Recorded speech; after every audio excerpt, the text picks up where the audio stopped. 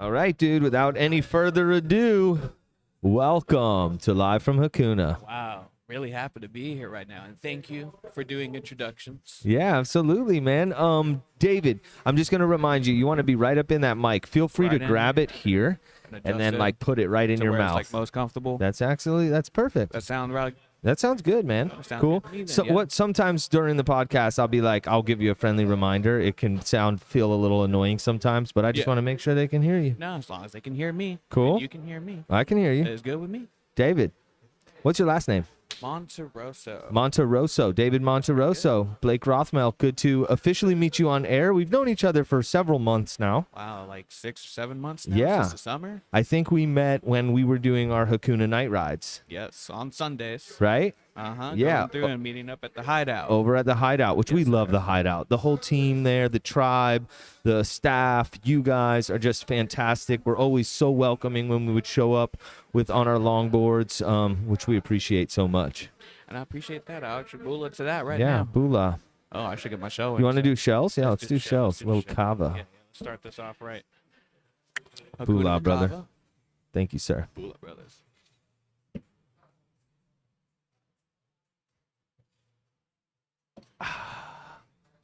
Is it really a drink if you don't do the...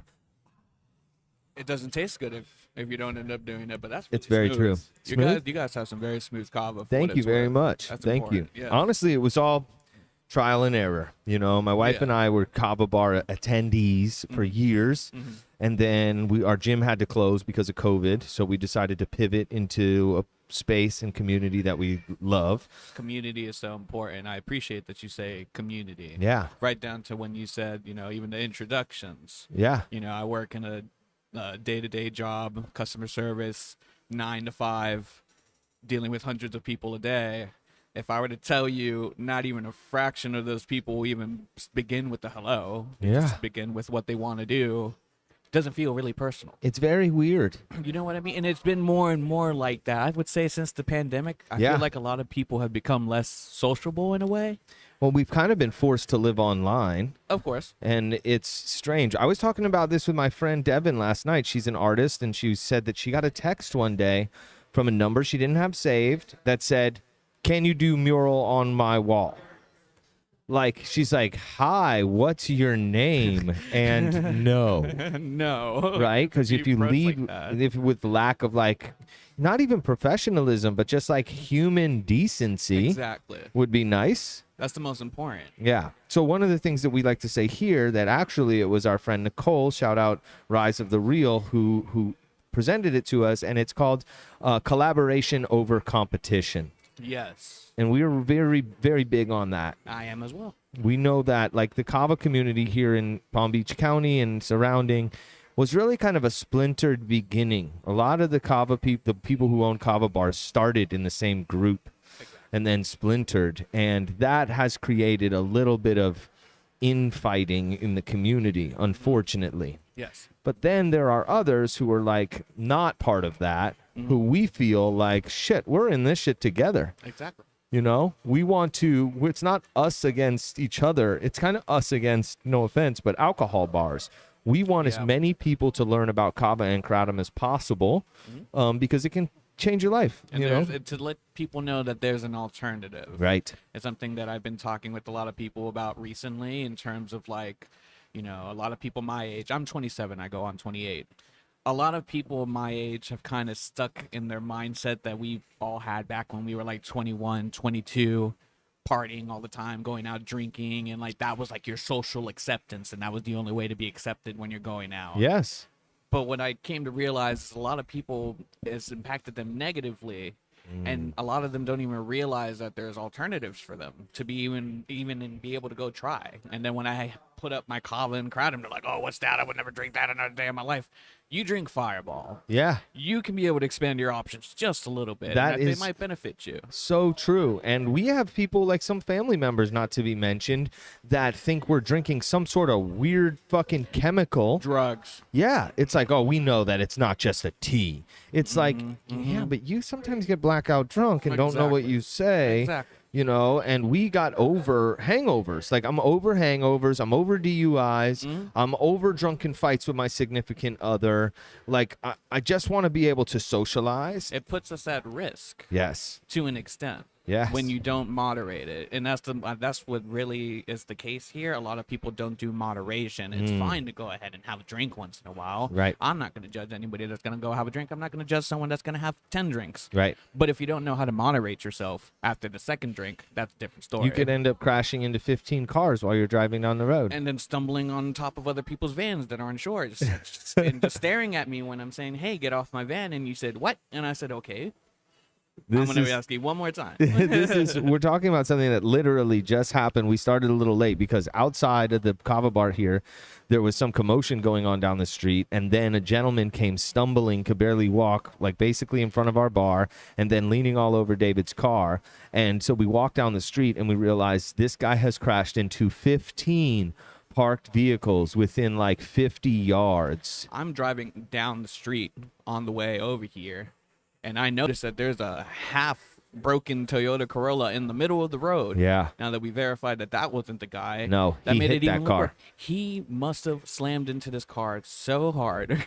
The back half of the car is in the front half of the car. Literally. Yeah. And there's a half dozen cars on the side of the street equally scratched up, Yeah. banged up, and I'm thinking, I'm like, this has to be like a mechanic shop towing all these cars in or something late at night. Right. Until I see the guy on my van, and I say, "Who the hell is this guy?" And then as soon as he starts running away towards that, I said, "Oh, Yep. that's not good." Yeah, that's the guy. Then the police showed up. And then oddly enough, civilians who were like all amped up about what had just happened, as soon as the police officers get there, these civilians start cursing out the police officers. What the fuck took you so long? One guy was calling a police officer cowboy. Listen here, cowboy. It's like, dude, they were actually here within minutes. Did they really say that? Yeah, dude. Oh my god. I'm like, what the fuck is wrong with people? You know, this is a great example of what's wrong with one of the many things that's wrong with our country is these police officers who put their lives on the line and, you know, leave their house not knowing if they're going to return home, are treated terribly by the general public because of too many instances we've heard of police brutality. Exactly. Right? And as I say, too many incidences. It's a problem, right? But it's not every police officer. Exactly, which I also agree with. You know, I have met some incredible human beings who are police officers who they do it because they want to serve and protect. And help. Yes, they believe in their communities. They live in the communities they police. So it's very... it's close to home for them.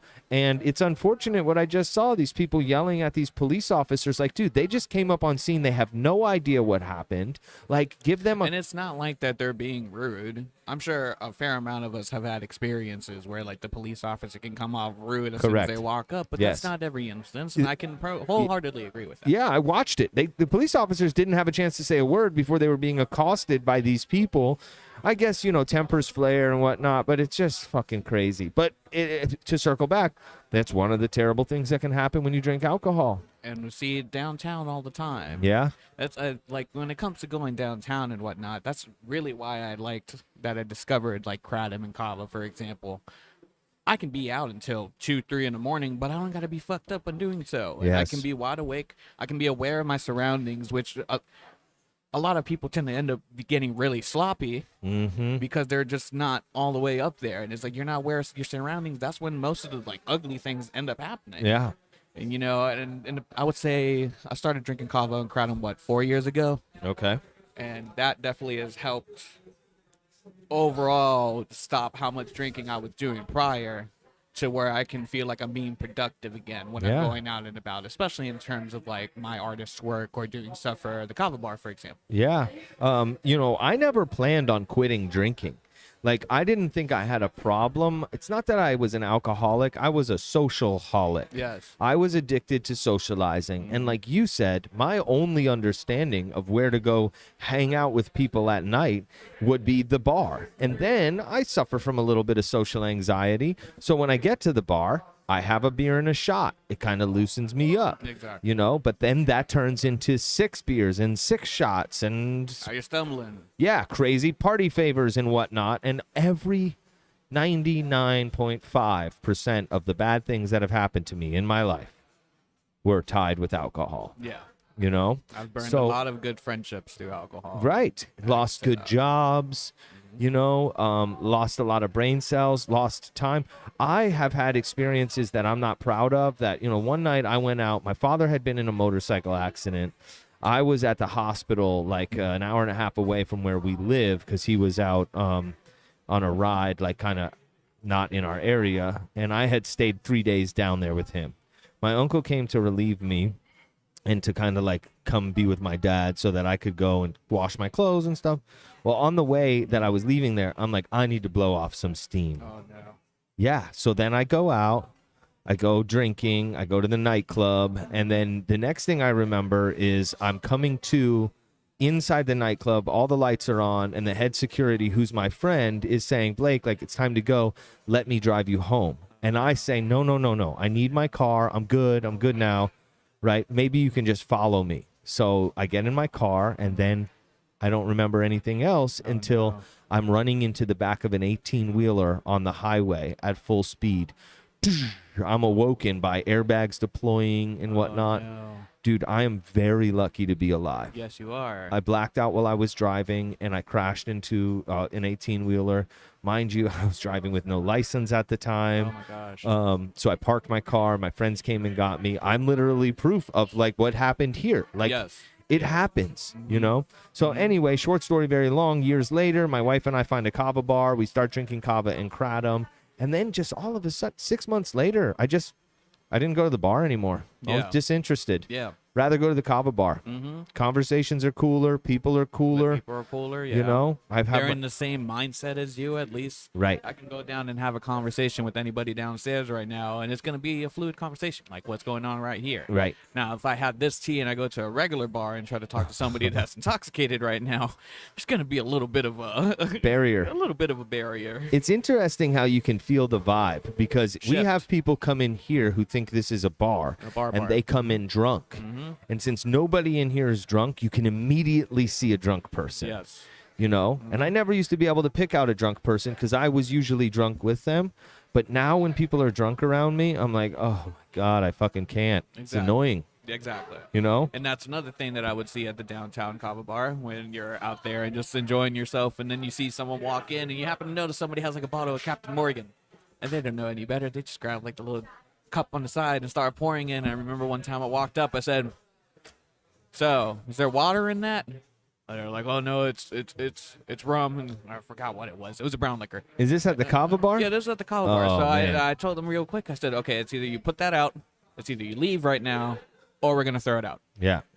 And they said, "Well, can we just get like one? Just come on, we'll just finish it real quick. We'll just do it." And nope, I already grabbed it and I threw it in the trash. Yeah. If you're gonna hang out here, Yeah. we have plenty of drinks for you. Yeah, that's exactly right. But you're also bringing product from that's not even part of the bar either, and then trying to establish yourself somewhere within Right. the bar. What That's not the alcohol same. bar could you go to and bring your own? From alcohol from another bar? Right. they're gonna just immediately tell you to get the fuck out. Yeah, you can't do it. We host an event here, this Flow Fridays, that Bree and Brandon host, and it's incredible. They've done an amazing job. Shout out, Sir and Reverend Deep. Yes, the homies. They'll actually be here shortly for Coral's birthday. Oh, really? Luckily, Coral won't see this until afterwards, but surprise, Coral! Hi, Cora. Happy birthday.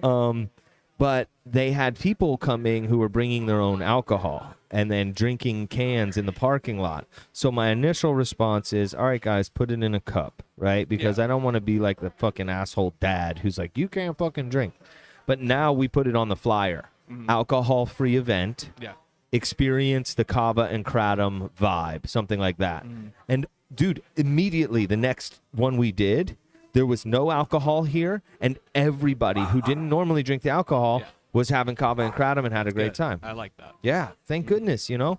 Listen, it can change lives, man, if you're willing to try it. Well, I've seen it on the spot. Like, it just changed me, for example. I started drinking the teas. There was a spot called N.O.M.A.D and Clematis, the original one. Oh, It gee. just small little cups like that. Yeah. With a little red tea on the inside. You just put some mango or strawberry. I drank that for the first time, and I remember staring at the lights like, what in the hell did you just do to me, Marlene? And she's looking at me. She's like, yeah, it works, right? And I'm like, what is it supposed to do? And then I stood up, and I'm like, oh. Yeah. I'm active. Yeah. I wouldn't say I've been this sociable in a long time. Alcohol definitely, it made you sociable to an extent, but when I wasn't having it, I was very like drab and just like, ugh. No, didn't Interesting. have a whole lot of conversation with people, and mostly my face was like this a good amount of the time. I started drinking the teas, and now I don't even need the tea, but I can be up. I know how to act and be like up and present in the moment and everything. A lot of I people are love just like, that. how did you do that? But like, my job sees me bring a tea in every single day. Yeah. So just like what you were saying earlier, it's like, oh, well, what's in that tea? Right. Because if I tell them, well, I'm gonna be back, and I'm looking like this on the way out, and I come back, and I'm like, hey, how you doing? Everybody's like, what the fuck did you just have? Do you have cocaine? I'm like, No. no, I had white Yeah. kratom tea. Damn right. I had a leaf from Southeast Asia that's been used for hundreds, if not thousands of years to help with energy and focus and pain relief. You know, that's where it started, was that the working class, the laborers in Indonesia or Southeast Asia Yeah. would pick these leaves off the tree while they were working and doing labor, and it would give them pain relief and energy to help finish the day. So Yes. that's kind of like when people are like, can I drink this while I'm working? I'm like, I highly suggest it. Yeah. You know, it makes the monotonous much less monotonous. Like if you've got a Exactly. honey-do list at home that you've been putting off, drink yourself a couple kratom teas and tell me you don't go and organize under every sink in your house. Exactly. Or when like I go to play music, for example, it's a lot. I'm a lot more clear and concise in transitions and stuff like Yeah. that. So you're a DJ. I am a DJ. Awesome. Do you spin in Serato? I do spin in Serato. I would prefer that as like my main, I say gear, software, and Yep. everything like that. Been doing that for 2022. Been doing it since 2013. Holy shit, dude. Which you just wouldn't know for the most part if you were to like just sit and just have a conversation with Right. me, because I've scrapped multiple projects from SoundCloud throughout the years and everything, because everything's always evolving on my end, until I realized what's it called? Everything is just like a journey in its own right. My Right. last DJ alias was called Diora, which I'm sure you're familiar with. I used to have events that said Diora and Yeah, everything yeah. like that.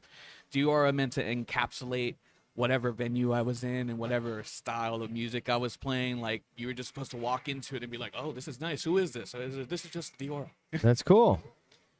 I put that one on the back burner for now, because now, as I've made my journey through music, I've made my journey through life, and ventures are slowly but surely opening up in the near future. I think it's a good time to say that the name has changed a bit. Sick. And now I'm going to be coming out as N.O.M.A.D. Oh, I like The Nomad. N.O.M.A.D. Yeah? Yeah. The Nomad. Yeah, the N.O.M.A.D. Yeah, that's fucking dope. Try, you know, when it's really hard to pick an artist name if you really think about it. Oh, yeah. You have to sit there and look for hours. You got to type in the name that you like and make sure there's not a dozen artists that already have that name. That's right. So N.O.M.A.D surprisingly doesn't have a huge output of artist names with the similar. I think the last one was like a techno duo from the 90s. Okay, yeah. It's wide open. Fun. You know what I mean? Because it's supposed to signify the journey through the different genres of music that I play. I don't play just dubstep or just house music. I play a little mixture of everything. I like to be able to just grab everything and throw it into like 2 hours, and you're like, is this the same guy? I like that. Yeah, me too. I Would you like- consider that like open format? I think that's where it gets a little, it's like a little in between, because Okay. I wouldn't say I'm necessarily an open format DJ. Yeah. Just because that means you can be able to spin top 40 and then throw it all the way into something that's like cool EDM. I can't do that. Okay, yeah. Or like spin like Spanish music. I like to learn. Yep. And this whole project of N.O.M.A.D is just to be able to learn through all the different genres and be able to just keep growing the library as I also start putting my own music out into the world. Yeah, as a producer. Yeah. Cool. How well do you know Sir and Rever Deep? See, Bree, funny enough, as Diora, I had a show not too far from here. It was called Accomplice. It was like a local show, locals only, bring everybody out. They brought promoters from Broward and Miami and everything. Brandon was also on this lineup with me. We all came together and met, talked about a different genre, see what mixed, and we kind of scheduled the whole set, the whole night based off of everybody's music. It started Cool. at house music, it slowly got harder, and to the end of the night we were just playing straight dubstep. Yeah. And so Brandon and I were speaking, and I was like, hey, I wanted to do like house music into bass so I can transition from you to the next DJ in the same Yes. set. Sick. And they're like, you want to do that? And I was like, yeah, let's do this. Let's do it. And so I went out there, and, I'm not the type of person to really speak about how I play or Right. if like, oh, I'm great, or I did this, or I smashed it. I'm just not that type of person. But the overall feedback was, holy fuck, who is this guy? No Including shit. Sir. Yeah. Brianna was in the front, headbanging and going crazy and recording and everything. She came up after and she's like, that was literally one of the craziest sets I've seen, like, from any local DJ. That's so dope, dude. A month later, she was Sir. No and shit. on her own lineup in that same venue. And look where she is now. Yeah. And She's it's- killing it. So when she said that to me originally, and to see where she's gone from there, have so much respect for her, and I'm so proud for it. It kind of makes me feel a little bit good inside that like she saw that from like the locals and be like, I can do that. Yeah. And it's that mindset that her and Brandon have of I can do that and I will do that. That's gotten them pretty far. Yeah. In terms of like the past not even 2 years. Yeah. And I'm really happy for them about that. They're killing it, man. I had a Brandon is also a kava tender here. Oh, is he really? Yeah, he does Wednesdays and Thursday Oh, I didn't nights know here that. from 8 to 1 or 2 a.m. Shout out Brandon. Yeah, he's fucking an amazing dude. And what I told him the other night is I've had a chance now for four months to see him outside of kava tending and in the leadership role of the Alchemy Cartel. Yes. And the way that he leads that band of brothers and sisters is incredible. He Yes. leads with direction and kindness and love and education, and it's like very beautiful to see. And I told him this the other night because I'm the kind of person who I like to give people their flowers. You know what I mean? I think it's so important to celebrate people's strengths vocally to them. Exactly. Because so many people like are, oh, fuck them, or like, why them, not me, or Yeah, whatever. And I don't like to be like that, So, and then not only that, but like Sir, is, I think both of them, but I think there's a potential for Sir being massive. She has, Yes. they actually, the whole Alchemy Cartel are very good. And I don't mean to signal Sir out. Maybe it's because she's a female that makes her kind of stand out a bit in the pack there. Mm-hmm. But there's like a spark there that there's a potentiality for like just massive success. It's her grind that I would say, like since that show, I spoke to Brie a fair amount in the following months from that because I was like, oh, you want to be a DJ and you want to do this, so then we should like get together and do a mix, which we're still holding on that. It's a back-to-back. But, she started her guest mix series, started featuring all these people, big DJs too, that are on festival lineups Yeah. have come to play for her mixes. Yeah. And the way she does the promo and she does all her own visuals and her own logo work and everything like that, when she has that dedication, she has that direction Yeah. that you just said. Because that's what Brandon also has. Brandon has direction. He has his goals in focus. Yeah. And that's what I was saying. When you have those goals in focus and you can be clear on it, you can smash whatever you want to do. It's true. You know what I mean? Especially when you have a team. Mm-hmm. It's very important. Like obviously there are people who can have massive success like solo, right? And there's still a team behind that. But when you have a team of artists working together like the Alchemy Cartel does, they all complement each other and they all have a role that they play, and when talking about the artwork, this is funny enough. So this image right here, I gave Brandon a cartoon version of my face. He then turned it into that and made it with all of those like aliens, UFOs, surveillance cameras, I was gonna say vaccine it was syringes, mushrooms. There's mushrooms and shit. So he made that for me. And then our friend Mike is turning it into this mural here. Oh, okay. That's what it was. I Yeah. thought you just had a Medusa head going. No. Just So kidding, those are all like, because that part's not, you guys can't see this, but that part's not finished yet. He's got to kind of add all the detail to that. And then Mike added the dogs. You see the dogs Yes, behind my I love shoulder it, there? I love it. We'll get another camera on this mural so you guys Just so you can can enjoy see that it. as well. Ah, And that's really then nice. we decided that we would have all of the reason we did the mural is we decided we'd have all the podcast guests sign the ceiling here. I see And that. then rather just have, which you'll do right afterwards, and rather than having just random signatures, we figured this would be a great opportunity for a mural to like tie it all together, Yes. Yeah. And It shout out brings- Rever Deep for helping bring that to life, and Mike. It brings community together. Yes. And I think like that's a big part of what we've been talking about so far, like community. Yeah. and it's not competition. It's not one against the other. It's like we should all be coming together. Yeah. We could make West Palm one of the bigger venues for music in Florida Yes. in general. We should be a lot farther than we are because we have so much talent. Yeah. A ridiculous amount of talent. Yeah. A lot of them here in the kava bars. Yeah. Shout out Jordan Jandy. I'm sure he's been in here a couple times. I'll I'll have to show you. Long-haired guy, white guy. show me a I picture. have to show you a picture. So it's now. not only DJs. We have all sorts of talented musicians coming in here all the time. Our friend Allegra Miles is right now just made it to the top 24 on American Idol, you know, and we met saw her that. in the kava bar here. She just came in. She actually recorded a song with her friend right in this corner over here during, I don't know if I know Jordan. I'm pretty sure he's been in here before. See if you can find another picture. Maybe I do know him, and I'm sorry, Jordan. I'm sure if we've met, you're a very nice young man, talented artist. That's like he's playing at a music festival next month. No shit. Well, long I don't story know if I short, met him.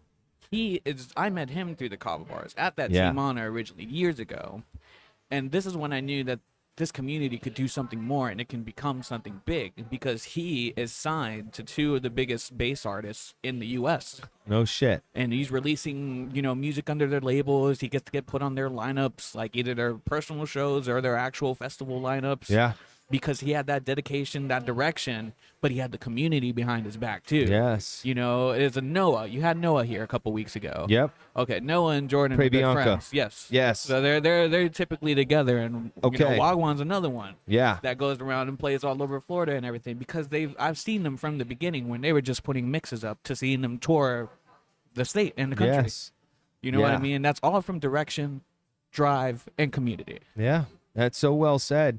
A lot of people have this mentality of like this must be nice mentality when they see somebody else doing well. And they don't realize like you can do it too. If you want to, like wake up, put a plan together, build on small successes. That's another thing I say too. There's a phrase that says, how do you eat an elephant? One bite at a time. Like you don't have to become a superstar overnight. Exactly. You just got to build on small successes, So And carry on your momentum. yes. I would say that as an artist, it's really hard to convince yourself that you might actually be good at something. You might be good at this music stuff and continue on the momentum that you gathered. I should have kept playing every single show that they offered me after that original show that I played with Brandon and Brianna met me at. Because if I kept on that, this would be a different conversation right now. But I was, Interesting. I was always the type of person to just constantly be holding myself back. You were like questioning your abilities and having Or- like imposter syndrome. We're always our biggest critic. Yeah. You know what I mean? And some are bigger critics on themselves than others. And even some of the people that we mentioned, they're very critical of themselves. Yeah. But they continue that drive regardless. Even if they think the next 10 songs they put is shit, song number 11 is the one they put up online, and that's the one that makes all the numbers. Yes, it's true. You have to get out of your own way. Believe in yourself. Even though the world tells you that you shouldn't believe in yourself and that it's egotistical or egocentric or conceited, it's like I said it the other night. Nobody ever became great thinking that they weren't. Right? I heard that. Yeah. If you want to be great, you have to tell yourself you're great. And that's okay because we need great people in the world. And most people have it in them. They just, for some reasons, their upbringing, they were put down a lot, or they Yes. didn't have an opportunity to realize how special they are, But sometimes you just get that switch and somebody tells you like, that was really good, Yeah, exactly. And you're like, oh, it was? Well, exactly. That's what happened with me when making rap music. I was 14 and I used to rap along with my favorite rappers, Outkast, Eminem, Ludacris. And as I was rapping along, my friends would be like, damn, Blake, like that's pretty good. Like it's not easy to rap along with Outkast word for word, And I'm like, oh shit, maybe I can do this. So then I would write my own raps. And I'm very thankful for the people who told me when I was 15 that my raps were good because they weren't. My raps were terrible. but it gave me the confidence I needed to keep going. Yeah. And it improves with time. Yeah. Yes. And then I feel like I've probably written 1,000 songs literally in my rap writing career, and probably the last 10 were good. But that's like what you said, right? You deleted all sorts of stuff. Hours. Yeah. Hours of music that started from when I didn't even have a mixer. I was just doing it on the computer. No and shit. those would be some of the mixes I would show the people, and they're like, "So what did you mix on?" I'm like, "On my laptop, my $300 piece of shit touchscreen laptop." Yeah. And I would, wait, really? You did all that? I could sit in the car with the aux cord plug in and just do that. Yeah. But that wasn't really DJing. Right. But because I had an idea of what I was trying to do, it ended up sounding good. So once you gave me actual equipment, then it's like it all felt way more natural. Yeah.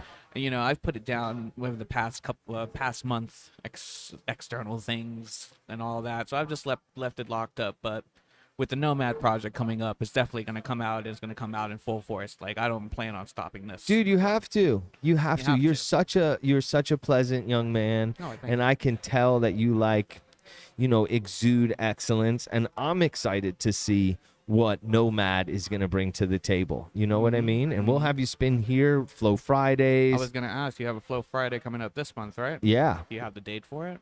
It's every fourth Friday of the month. So the last one, right? Yep, last Friday of the month.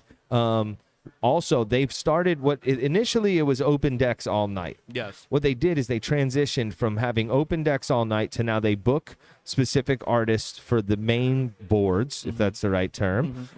But then we have a secondary DJ booth that's silent disco. I've seen that. Yeah. And So that's what the open decks are on. Yeah. So I'm sure, dude, come, please.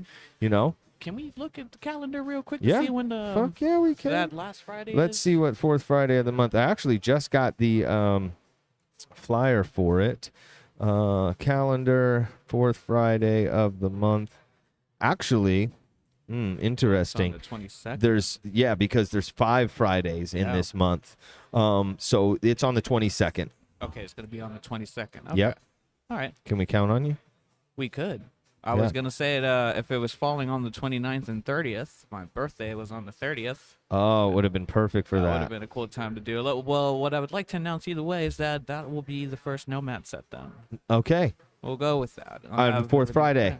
On that fourth Friday this month coming up. Sick. first Flow N.O.M.A.D Fridays. It's going to be silent disco. We start off the silent disco with a yoga session, which is really cool. And then after the yoga session, it's just open decks all night. Nice. So come out and support David, a.k.a. the N.O.M.A.D. The N.O.M.A.D. Have you done any social medias for that yet? Everything is still kind of getting piled together. Okay. I've been doing a lot of work behind the scenes with just a couple other things right now. Yeah.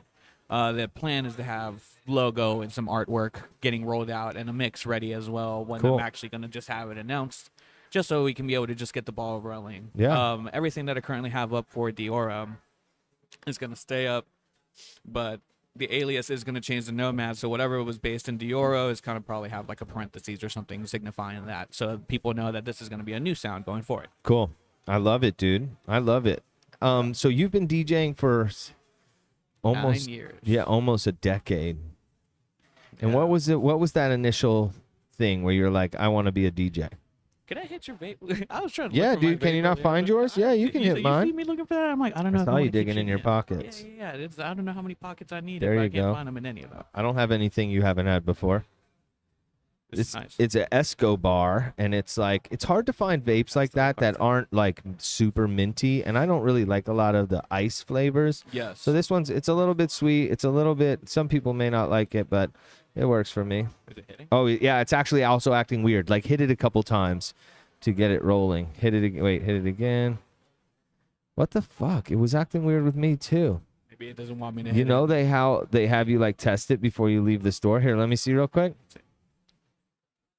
For those of you who are listening and not watching, we're fucking trying to get this vape to work. There it is. There it is. Oh, that's nice. Watch it not working. You got to pull it like a few times quickly. Oh, there you go. Yeah. Oh, it's dying. I just got it. Literally an hour ago.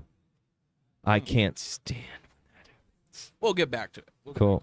So 9 years ago, I was in Orlando. I actually lived in Orlando I moved to Orlando after graduation. Graduated here in West Palm back in 2013. But I didn't really have a secondary plan coming out. I wasn't living with my mom at the time. I was living with my dad. But the way his living situation was set up really wasn't meant to accompany a kid. Mm. Even at 18, 19, I was still a kid because I'm his kid. Right. And I made that decision back then that I had to go to Orlando. I enrolled myself into this program that can get me into Valencia Community College. My sister went there. It's a beautiful campus. Wow. It's a really, really nice campus. And the professors are smart, and I felt welcomed in there. Yeah. But in that time frame when I moved out there, I didn't necessarily have a house. Mm. I barely had a bed to sleep on.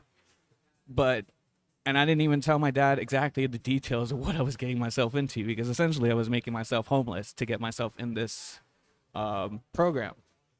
Because in reality, I wasn't able to live with my mom. I wasn't able really to live with him. Jeez. Finding a job around here was next to impossible at the time. Shit, it's impossible right now. Yeah. So I went over there, met a bunch of people my age, a bunch of people that ran away from home, a bunch of homeless kids, nobody over the age of 21.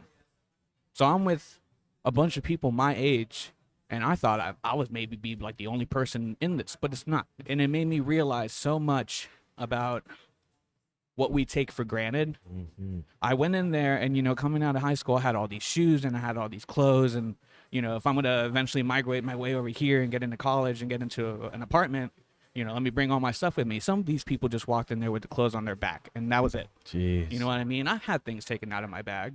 Yeah. But even through time, I didn't judge them, because there would be some nights where if they're messing up, if they did drugs, for example, or they came home really late from a curfew or something, the place where we were staying at would have their bag at the door and say, "That's it, you're done. Ooh. Have a good day." Yeah. And I saw so many people my age getting kicked out back on the street just like that. And I'm saying, I don't want to be like that. I didn't smoke at the time. I stopped drinking because they checked for that. Right. 3 months of doing that and 1 month in school, they finally set me up in a nice little apartment. Gave us a laptop from financial aid and everything. And then that's where I discovered the music. No shit. Between classes, I had an 8 a.m. class, but then my next class wouldn't be until like 12. So I had like a 2-hour lull every day on campus. I didn't want to go anywhere to go eat, and I didn't necessarily have too much money to go somewhere and spend and, waste my time. And there was no kava bars like that yet. Right. But now looking back at it, I would have loved the kava bar back then. It would have been perfect. What I did is that I would just set up my laptop and a little Bluetooth speaker outside, like where everybody would be having lunch, and that's where I started playing my music. I was very much into electronic music and EDM and dubstep and all that from back then. Yep. So I would play it, and there would be people, because that was still like fresh music at the time for a lot of people. Absolutely. So they were either really into it or they really hated it. So I would get a bunch of people to sit by my little... Oh, that was close. There was a lot of people to sit by my table. It's like a circular table, and have like 5 people just sitting there studying, eating, talking to each other, minding their own business while I'm playing. I don't know who any of these people are. Right. I really wasn't sociable yet, which is where I didn't know if I could even be a DJ yet. Looking back at it now, I could have committed to it. I could have been playing up in Orlando. Right. Because that was just something I was into. Back then, it was about as easy as just being into it could get you a gig. Right. Now, everybody's into it. So everybody's good in some capacity that you're going to go out and see. Yeah. It's crazy how that evolved in that manner. But I was doing that routinely for months on end. And I would always get people saying, "Oh, this is really good." And then I have other people be like, "Can you turn that shit off? I'm trying to study over here." And I'm like, it's just a whole campus right here, but okay. Right. I'll turn it down just a little bit, but nobody ever really minded. And Yeah. that allowed me the time to sit there and figure out what sounds I liked. Yeah. And I did eventually, and I eventually came back to West Palm. And even though I didn't continue school, I knew music was something that I picked up from it. You know what I mean? Yes. And from there, I just kept building on it, building on it, put my mixes out, got equipment, got bigger equipment, played in venues, played in clubs. It just kind of naturally built on itself. But it only built on itself when I did the building. Yeah, absolutely. You know what I mean? Yeah. Well, I can't say how awesome it is to know about the you coming out of your shell thing, to hear that, like, about how you used to not be sociable and you used to not like want to talk to people. And, the David that I've met is just like, you're the first person to say hi and the first person to strike up conversation. And it just brings me a lot of I don't know, joy and peace and happiness for you Thank you. to know that you've had this progression. And I can't imagine what it feels like for yourself to know that, like, I was this like shy little kid at one point in time, and Yeah. now I have confidence in myself to be like, I'm going to talk to anybody, you know? Exactly. It's Exactly. amazing, man. It's inspiring too. And it should, people who are watching who feel like, I don't know if people will like me or if I should talk to people, like, we're all the same, Exactly. you know? And if you're not being yourself, then who are you gonna be? Mm. I think a lot of the reason why I was so shy is because I wasn't necessarily being me. Yeah. Because I thought the people that would see the real me was not gonna like that person. So it was very easy for me to attach myself to similarities that other people ended up liking and stuff like that. But that really wasn't me. Like looking back at it now, you know, back then I was very much a party kid. Right. But I was very much a party kid because my friends were very much party kids.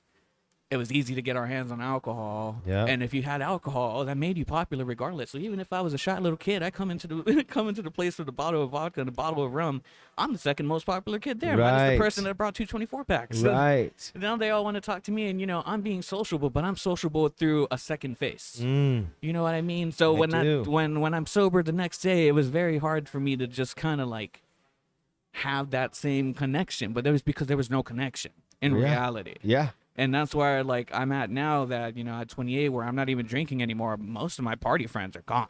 Yep. Who I have with me are people of the community, Yep.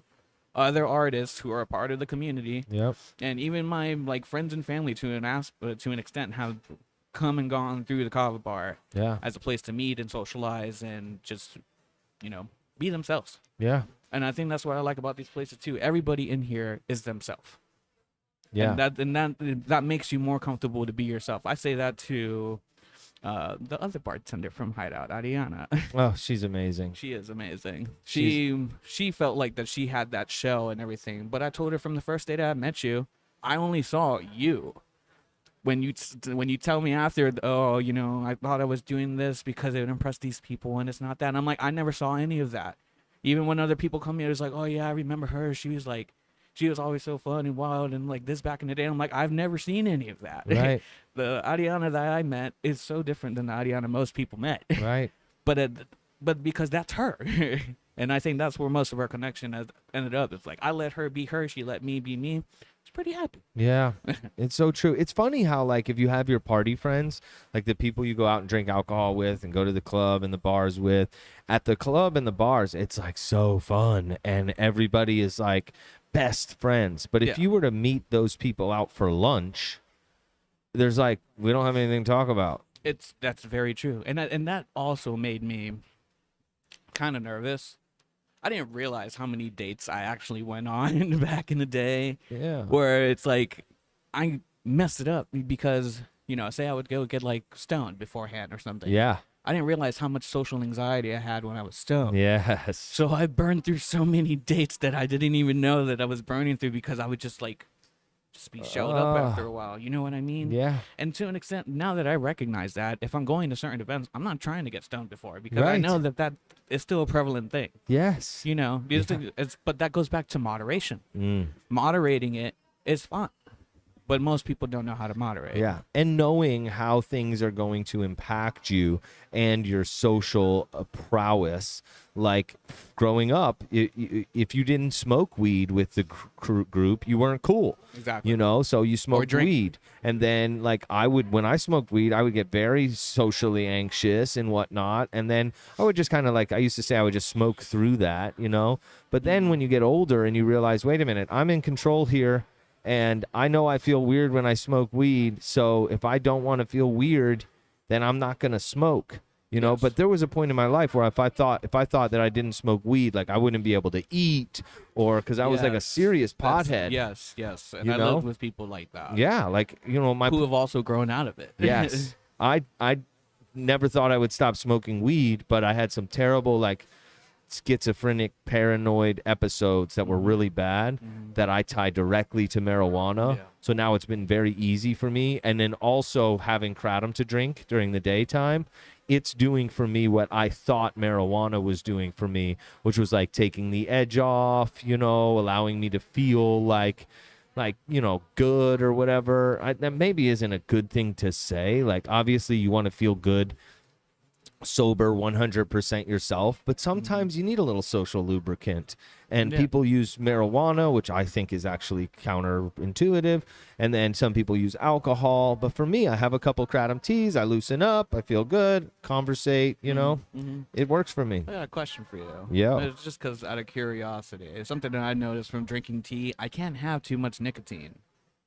Like say like specifically like Juuls Yeah. or pod based or HQDs, Yeah. stuff like along those lines. If I have like a green tea, for example, or two of them, and I hit that thing like 2 or 3 times, I get the worst headache Really? of life. Okay. And I'm not saying that as like, oh, don't drink kratom because of that. It's like, no, it's the mixture. Or like, especially if I smoked something beforehand, like Yeah. like a little bit of weed Yeah. before, then I have a tea, and then I'll go out and hit the HQD. I feel like I'm about to just fall off my rocker. No shit. And I'm not the only person to do that. My best friend Marlene has the similar experience. Like, she will go out, hit the Juul a couple times. She'll come back in the kava bar, and now she's laid out on the sofa because Yeah. she's completely nauseous. I think the thing is that we all have such different biochemical makeups, and there's so many different ways that affect different people, I honestly have the exact opposite of that. For Really? people who watch the podcast, like my mom has made a comment to me. She's like, stop hitting the vape. Like, I literally, if I watch myself, I'm like, God, I'm just smoking it the whole time. When I drink kratom, like, before I quit smoking cigarettes, we would go to the kava bar, and my poor wife, she hated it. But after I would get a couple teas in me, and maybe this comes from the alcohol world for me. Yeah. When I would go to the bar, I would get a beer, a shot, and then the next thing I would do is go outside to smoke a cigarette. Yes. It was like that was the part of it. And then even when I would be drinking, like, I'd go through a pack of cigarettes, just like light another one. I didn't smoke cigarettes up until I was actually really going to the bar often. I wouldn't say I'm like addicted. Right. Even though I just sat here and said, "Can I hit your vape?" Which, by the way, do you think it's working? Yeah, I think if you just pull on it until it works, you'll get some action from it. That is definitely what she said. That is what she said. Anything? It All right, works. cool. Yeah, hold on Just- to it for a second. Take a few just pull puffs, on man. So you didn't smoke until you went to alcohol bars or kava bars? Alcohol bars, Yeah. because, well, again, my best friend, when we would go out drinking, she's do the same thing, get a beer, but hey, I'm gonna smoke the first beer outside. Yeah. Why? Because she's gonna have a cigarette. Yep. And of course, when I go out there and have a sit with her, I said, "Can I get one?" Then Yeah. we start going to the club. We went to Miami every weekend, Club Space. Oh, no shit. I've never been. Oh, you've never been? No. Most famous techno club in America. I know.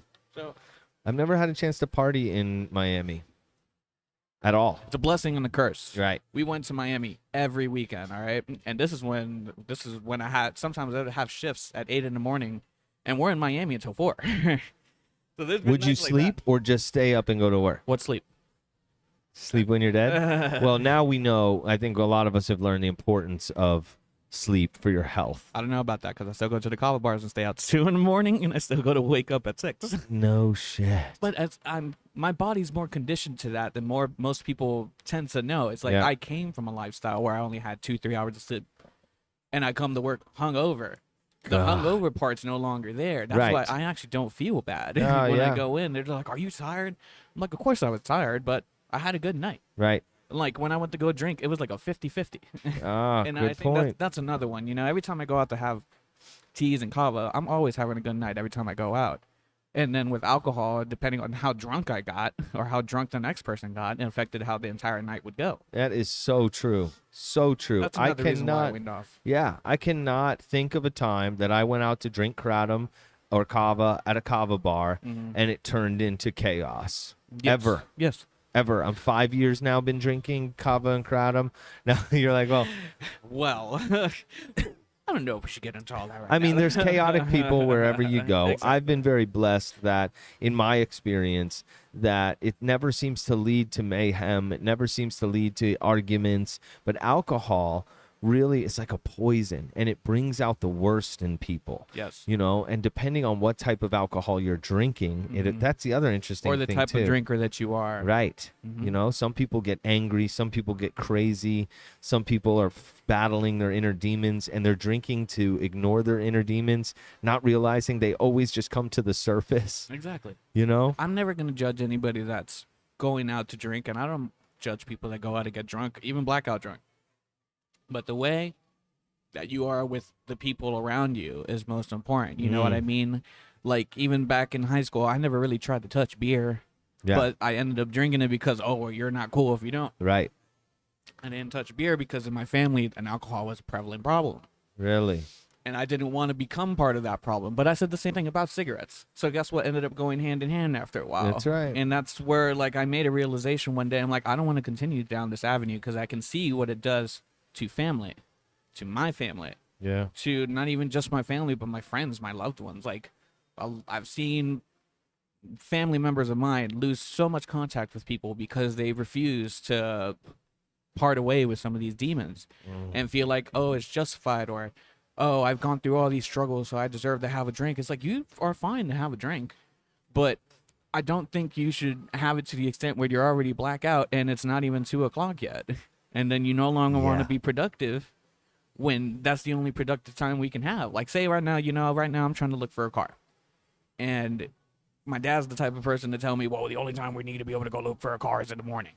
I said, okay, let's go look for a car in the morning. Oh, well, you know what? I'm going to actually pick you up around 2 or 3. I said, okay. But that's because he went to go take a break to drink all day. So by the time he picks me up at 2, he's aggravated at something. His mood's not there, and he's not really focused to go look for cars. So I told him, I'm like, I can't continue to go do it like this because we're not being productive. You're not being productive. I said, you being drunk does 0 in the productivity standpoint because we wasted 4 hours that we could have used. Yeah. But you're not, because I'm questioning him on that, he has to get very defensive. Like, you don't have to get defensive. I'll get a drink. I'll go to my own bar and get my own drink. Right. I'm not going to judge you for that, but you can't sit here and judge me because of that. Yeah. You know what I mean? And that's, part of my vision and everything as a person. I want to be able to let people be an extension of themselves and let them know that anything you can do or say is accepting on my end to an extent, obviously. Like the tattoo that I have, the Red Hot Chili Peppers logo. Sorry, dude.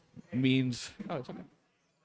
We got a kennel downstairs. It's okay. Chili peppers is one of my favorites. Now, do you know what the logo means? No idea. It means 2 things. It means an extension of understanding, or it means nothing at all. And that's how they put it. So I always looked at the power of understanding as something that's really important, especially in our communities. Everybody that comes in here has come from a different walk of life in some capacity. And where you were saying is like, oh, you're like the first person to strike up a conversation is because I want people to know that they can be comfortable. Yes. And with people that I barely know more than 20 minutes, I know half their life that, people in their life don't even know a quarter of. Right. But just because I'm saying, letting you know, I'm not going to judge you. And whatever you're going through, that's fine. That's what this is on my hand for, because I can extend my hand out and let you do what you got to do. That's dope. And man. some people really pour all of it into it, and that's fine. Yeah. I don't mind it as long as that helps you in some manner. Yeah, we take that approach at the bar here, that we want immediately people to feel comfortable. And what happens often is people will come in, there'll be kind of like only a couple seats available because we're a small operation here, and they'll just stand in the center of the floor there and kind of like look around, and you can tell they're not really comfortable. They don't know anybody. They've never been here before. So what we then do is walk around the bar and go grab them by the hand and guide them to a seat, introduce them to the people next to them, and immediately you can see their shoulders drop down. Yes. And be like, oh, okay, cool. I'm welcome here. We call it like we're having a house party every night. And what would I want to do if somebody came to my house party? I would want them to feel at home, welcome. And it in like alcohol bars, people don't really have the mental capacity to worry about what somebody else is feeling. Nobody's worried about that. You see it all the time in the alcohol bars, are the people that feel out of place in it. Yeah. And the only way they don't feel out of place after a while is after they get a drink. That's right. I want to be able to go into the place knowing I can be comfortable whether or not I get a drink. Yeah. I should be able to order just a water and that be it. But some people don't even like that. Right. You don't need to make me feel unaccepted just because I want to get a water. Right. I'll get a beer, but I'm going to get a beer on my tap. That's right. In my time. That's right. And if I just had a tea before, maybe I don't want a beer, but I want to hang out with you. Yep. But some people, they just, because you're not having that, there's an immediate disconnect. And it's like, well, I don't need alcohol to have a connection with somebody. Correct. You know what I mean? I don't need to have anything to have a connection with anybody. I need a conversation. Yep. And if I can get that provided, then yeah, there's not much for us to talk about.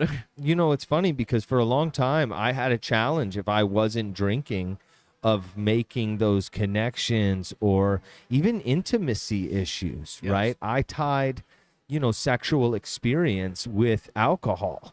So it's like there's this weird conversation about like sober sex. Like it's awkward because you've spent so much time, the only time you're having sex is when you're close to blackout drunk, and it's like almost we don't learn like legitimate coping skills and legitimate communication skills and intimacy skills without alcohol because our culture is like it's alcohol first. Yes. Like since we're kids, Yes.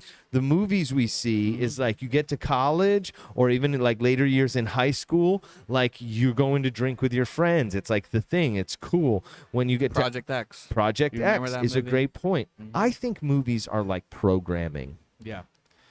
Some of them are fun, some of them are informational, but a lot of it is like indoctrination, Yeah. and it's sadly not a lot of it indoctrinates us to like quality behaviors. Have healthier lifestyles. No. Yep. No. I remember when Project X came out Yeah. because that was right before my senior year of high school. It's when I turned 18.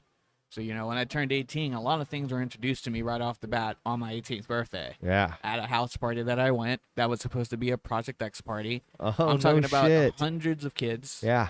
Hundreds of teens, Yep. adults, Right. every type of drug you could see imaginable, just sitting on the kitchen table. No Because shit. in Project X, it wasn't look for this person and have it. No, it's just right there. Right. So I just remember just like looking around and I see like it was having the alcohol was no problem, smoking a little bit wasn't any problem. But it was once I saw all the other stuff on the table, I said, "Is this a good idea right now?" Right. And then 5 minutes later, we have cops knocking on the door Yeah, not good. after doing a little bit of testing. And I'm looking at the girl I was talking to at the time in euphoria, saying, "Oh, this is great. This is fun. Everything you know." And this next thing you know, I was like, "Oh shit, who's at the door?" We opened the door, and it was 2 cops.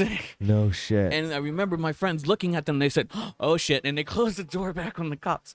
We all turned around and looked at each other, and I looked at everybody. And I know it just hit me right there, but I already sobered up. And I looked at, I said, "Everybody, get the fuck out through the back!" And you see 100 kids coming from the hidden rooms in the back, in the kitchen, in the bathroom. They go pouring out the back of this house. No This is a shit. little like house on Boynton Beach, with the next house maybe 10, 20 feet away. Right. So all the neighbors can hear us. There's a canal separating the backyard from the next neighbor's backyard across. Okay. And there was kids just jumping into the canal. No. And just sprinting through the other side because they're like, the cops aren't going to catch us on this side, even though your fucking car is on this side. And I remember I got all these kids out and everything, and I'm freaking out because I'm like, I don't want to talk to a cop.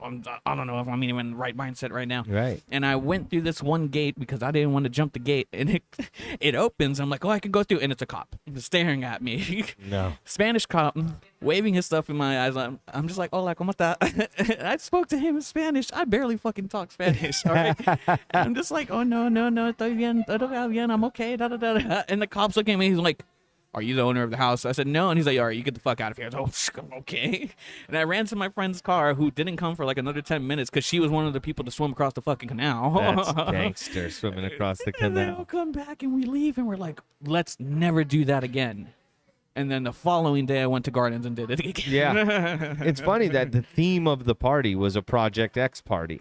And it got shut down like one. Right. And that's how it happens in the movie, right? Yeah. Yeah. I don't think that your high school years should be boring and that you shouldn't experiment. But God, I wish that instead of alcohol, I would have known about kratom. Yeah. I knew about kava. I actually knew about kava as early as like sophomore year. Really?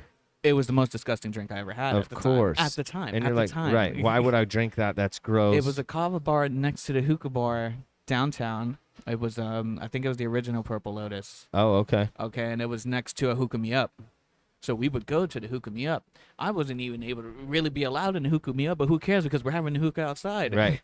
And then in between, they would say, oh, go to the kava bar. What the fuck is a kava bar? And it was Right. like, oh, that's the drink that they serve. And I remember having a shell, and I didn't even finish it, even though it was like this much. Like a single now is nothing. Yeah. I can drink singles and doubles all day. Right. But I just remember the moment that bitter taste hit my mouth, and I spat it out. Right. And I said, no, I don't want that. I want that purple. They had a drink called Purple Drink. Oh, really? It was drink, and then the can was purple, and it was almost like a Bob Marley tea, and it just mellowed Okay. you out. Yeah. I'd like that would be the closest I think I would get the kratom for another 5-6 years. Right. Because the way it made me feel is like I felt very like relaxed, and it was almost incredible that something could do that, and it wasn't even alcoholic because it was available to me. Right. Right. Yeah. I think that there's, people we have on our menus 18 and up, right? There's no regulation when it comes to kava and kratom. There's not like a law that says you have to be a certain age because it's unregulated. But we feel like a responsibility to make sure that somebody's kids aren't coming in here without parental consent. Yes. That being said, if a parent comes in with their 17-year-old kid and they're like very close and they do everything together, the type of parents that like take their kids to like, go get piercings or whatever, and they're like, they have that kind of relationship, and the parent consents, then dude, I'm with it. Like, this is a natural tea that is going to, like, kids are going to experiment. So, why not have them try something that's not going to have the detrimental impacts of fucking alcohol? And it opens up the conversation as well, because you are trying something that's different. Yeah. I would say, like, a good amount of my time where I was breaking out of the shell, like the first couple of years of high school, I was very reserved, always wore hoodies, didn't really talk to a bunch of people. I wanted to be the sociable person, so I tried to be. But it was just kind of weird because I was definitely an in-betweener for a lot of people. Yeah. Then junior year happened, Project X party started happening, and then I started being more out and about because I'm talking to someone that puts me in the middle of all this party stuff. Right. I come back senior year, all of a sudden, oh, what's up, David? Did you go to this party that was last week? And I'm like, I don't know, but I know about this party this week. And they're like, what? That's cool. And now, next thing you know, it went from literally 0 to 100. Right. Real quick. Right. In that time frame, I remember I would talk to my mom. She's like, are you going to another party? Yeah. And she's like, are you going to drink at that party? I'm like, yeah. I said, where are you getting your alcohol from? And she's, the people are going to bring it. And she's like, and how are you getting back? And I'm like, and someone's going to bring me. And they're like, no. If you're going to do it, then do it right. Yeah. She didn't want me to go out and get just the random drinks from other people because she just kind of instinctively knew, don't grab the first random drink that someone hands you. Right. If anything, if that's the case, then I'll just get it for you. Yeah. Just have it. Well, I'm sure it was a circumstance for your parents knowing that you had challenges with being comfortable with friends and having friends and coming out of your shell. And I'm sure when they saw that start to happen, they were very happy and very excited. And they understood that you guys are going to drink. So you're making friends, you're building relationships. Yeah, you guys are going to drink. We'll get the alcohol. We'll pick you up. You don't have to worry about somebody driving drunk.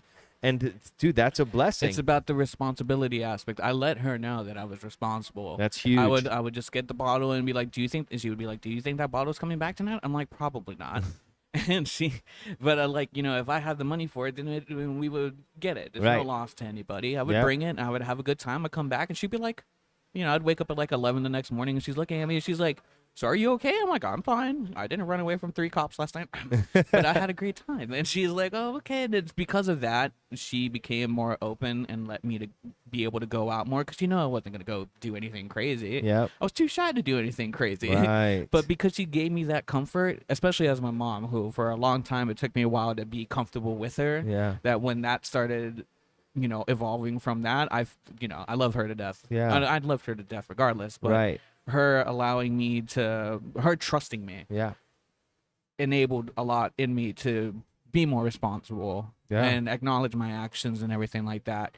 And because it was shown to me at an early enough age, I don't feel like I need it now at 28. You know what I mean? Yep. I had a couple years of head start. Right. But not, other people say, oh, head start, that must be bad. They were drinking as a teen. It's like, no, I would prefer to know what I was dealing with back then. And then by the time I was like 24, I was over it. Yep. I was already over the whole scene. I was over getting drunk every single night. Yeah. That's when I discovered these drinks. And that changed everything from there. I wouldn't go back to trying to do it the opposite way. Yeah. Where I only come here once in a while and I'm at a regular bar all the time. I don't want to do that. Yeah. but I can appreciate that. It's so important to have that open communication with parents and children, and that honesty and that trust and balance between freedom and structure, right? Because the structure is also good. But what happens is you sometimes get kids who are not allowed to do anything in high school, right? Very sheltered, very protected. Parents don't let them do anything. They go harder than anybody else. When they get to college, they go ape shit, right? Like, you gotta let your kids experiment. You gotta instill in them. You don't even necessarily have to experiment or let them experiment. You just have to be accepting of your kid regardless. You know what I mean? And I feel like that's a language that I had to teach some of my family. Yeah. You know, it's not the fact that you're doing all these actions and I don't like that you're doing all these actions. It was like, yeah, you should consider what I'm saying, but I'm not downing you for it.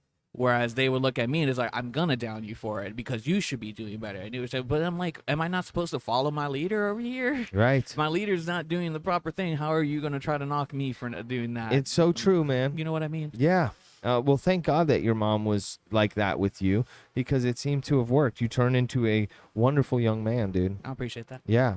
So what can we be on the lookout for? I think we know that you're going to debut the N.O.M.A.D at Flow Fridays. Yep. The 22nd of this month. More likely, I'm gonna have a mix that is most similar to that intro. Yeah. For my birthday. Yeah. I'll just save that and put it off to the birthday. Cool. I've been out of the scene for a little bit. I was DJing downtown doing a bunch of house music for a while, but since I kind of reeled everything back, it's more of just having productions set up to start, starting out demo tapes and everything to be able to get back into the scene, because long term, not entirely sure how long I'm going to be in Florida for. So if I can get the ball running for N.O.M.A.D, I can take, the idea anywhere. Yeah. Where do you want to go? I guess we could start discussing that here. Colorado Yeah. is first place in mind at the moment. I don't know how many times you've been to Colorado, but I went as a kid skiing with family, but I haven't been as an adult. I've been 5 times as an adult. 4 times as an adult. Yeah. Since 2016. And since 2016, when I was a 22-year-old, I knew that was the place I ultimately would want to move to down the line. It's the most beautiful mountains. It's something that when I went recently, I went with Ari. We were out in the cabins in literally the middle of nowhere. All you see is just trees and mountain lines for as far as you can see. And it was called the Shadow Mountain because after 7 o'clock, all the trees went completely black. You don't see another house for miles, and you just see the hill is going over, and it was just pitch black. If I could show a picture on that, you guys would be like, whoa. Shit. And I remember her and I just sitting there. It was like 9 at night. The TV was off and everything. We're sitting outside. We could see every star in the sky, but it was pitch quiet. Yeah. That was the most amazing thing that I don't think Florida really can have, is a moment where you can just sit in just complete tranquility, away from the city, away from the lights, away from the noise, just have a moment to yourself. It felt almost euphoric in itself, because I just didn't get to experience that before unless I'm on the top of a mountain somewhere. Yeah. In the mountains too. I'm not much of a beach person, so I think the mountains are going to be calling for me very soon. Yeah, I like it. I was talking about that last night about light pollution and how we've been removed from the cosmos. When for centuries before electricity, if you would be outside at night, you would be able to see the Milky Way, and you would get that feeling of standing on a rock flying through space. Yeah. And now that we live in these urban areas with all this light pollution, you don't get to see it at all. And it's been years and years and years. I lived in Maine in like 99, and I remember looking at the sky and seeing, a sky full of stars. But I've heard about that, about Utah and Colorado, that out there, like the connection with the cosmos is just, it's something that it's hard to put words to. You don't see it as much when you're in like Denver, for example, a major city that has all the lights. But on this last trip, because all the other trips I spent in Denver and like the surrounding city and everything like that, staying with people, going to events, this time there was no event in mind because I just wanted to be in the state. Yeah. And she's never been before. So I said, oh, no, you got to come. Like, come on, let's go do this. We'll do it completely different. I didn't book just one hotel in the city for 4 nights. I booked 4 Airbnbs across That's Colorado. so sick. So the first night was the Shadow Mountain. The second one, we were in a tiny home community, another like middle of nowhere town, but it was the same thing. We were in a tiny home, and then the patio view was another mountain that just overlooked the whole other mountain range. That is so cool, And dude. it's just from those, I'm like, I mean, would you consider it? And she's like, I mean, this is pretty nice, yeah. And now that time has passed, Florida prices are going up.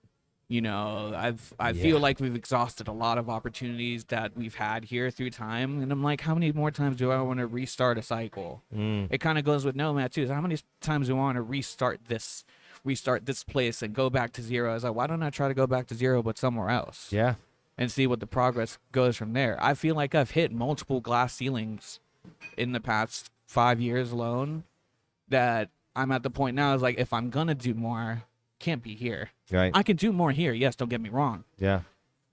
but in preparation for something larger, and that something larger is not in Florida, I feel like, at this point.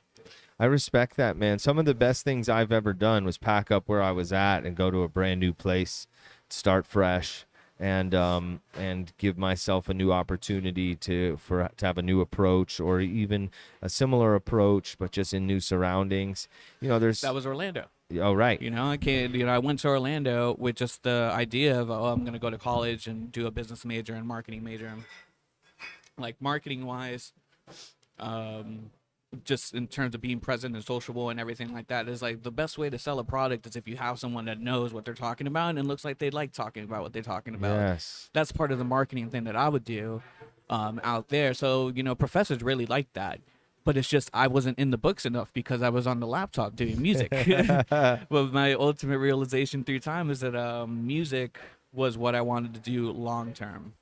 And now I'm at the point is like, I always put my 9 to 5 first because money needs to come first and everything. But it's like, where is that really getting me? Right. You know what I mean? If I want to re-envision myself, I need to re-envision myself with the intent to just commit to this avenue going forward.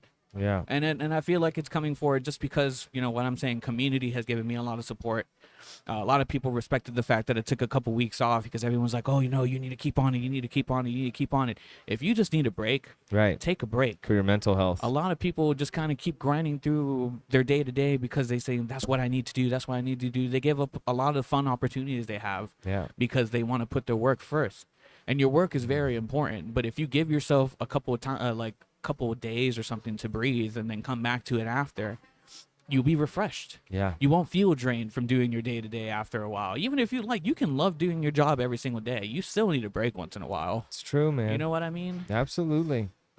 I don't know if a lot of people have gotten used to the idea of being able to separate themselves from their work ethic and everything, to just be able to take a moment and enjoy yourself. Yeah. That's what I liked in my last time in Colorado. It was the first time I didn't have to think about my job for a bit.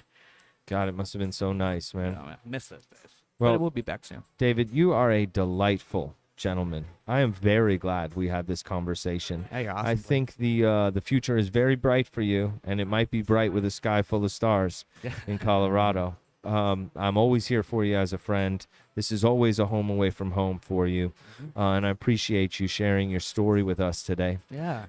Thank you so much. Thank you, Blake. Yeah. You're great, man. Absolutely, I really appreciate brother. the opportunity. This was fantastic. I love this place that you guys have brought together. Thank And I you. love the community that you are constantly building on. I Thank want you you. to continue on that because I want to keep bringing people in here too and be like, yo, this is one of the coolest people you're going to meet in this city. Oh, thank you. These are the coolest bartenders you're going to meet in the city. If you want to come look for music, this is the coolest place to be able to meet new artists in the city. That's cool. man. It's nice that you guys have created this hub for other people and people embrace it as a hub for that. It's good. It's good. And I want you guys to keep doing what you're doing too. Thank you so much. Yeah. If people want to join you on social media, where's the best place they can find you? Ooh, boy. What am I at right now? It is David.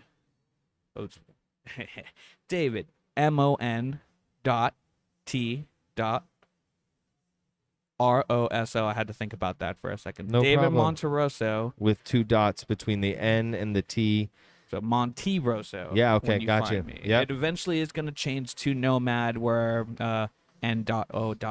Continue on for Nomad. It's Okay, going to cool. eventually be like that within a month. So if you're seeing this sometime in like May, Yeah. it'll be Nomad by then. Cool. We'll put both in the description below.